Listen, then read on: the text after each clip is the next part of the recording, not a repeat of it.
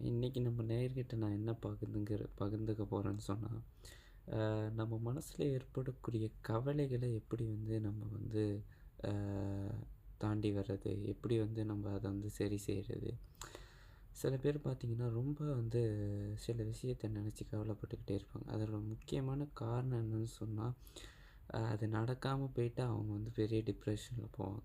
அதுக்கு என்ன காரணம் அப்படின்னு பார்த்தீங்கன்னா, அதை ஏற்றுக்கக்கூடிய மனநிலை வந்து அவங்களுக்கு இல்ல. இதுக்கு எல்லாத்துக்கும் ஒரே தீர்வு என்னன்னு சொன்னால், நம்மளுக்கு நடக்கிற விஷயம் வந்து இறைவன் தான் நம்மளுக்கு இதை நடத்துகிறான் அப்படின்னு நம்பணும்.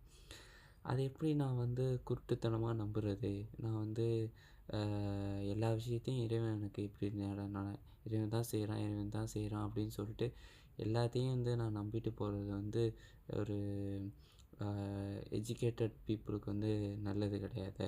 இது வந்து எக்ஸ்பிரிமெண்ட்டாக பார்க்கும்போது எல்லாத்துலேயும் நான் வந்து குருட்டுத்தனமா ஒரு விஷயம் வந்து ஆராயாமல் நான் நம்புறது வந்து சரி கிடையாது அப்படின்னு நீங்கள் சொல்லலாம்.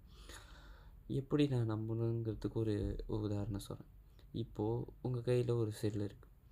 இந்த செல்லை நான் உங்கள் கையில் வந்து தரேன். தந்துட்டு நீங்கள் வந்து இந்த செல்லு எப்படி வந்துச்சு அப்படின்னு என்கிட்ட கேட்குறீங்க.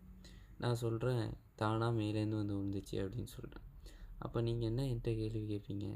இந்த செல்லு எப்படி தானாக எனக்கு வந்து மேலேருந்து வந்து விழும் அப்படின்னு உங்கள்கிட்ட ஒரு கேள்வி வரும். ஏன்னா உங்களுக்கு தெரியும், இந்த செல்லை தயாரிக்கணும்னா அதுக்கு ஒரு மேனுஃபேக்சரிங் யூனிட் இருக்கணும்.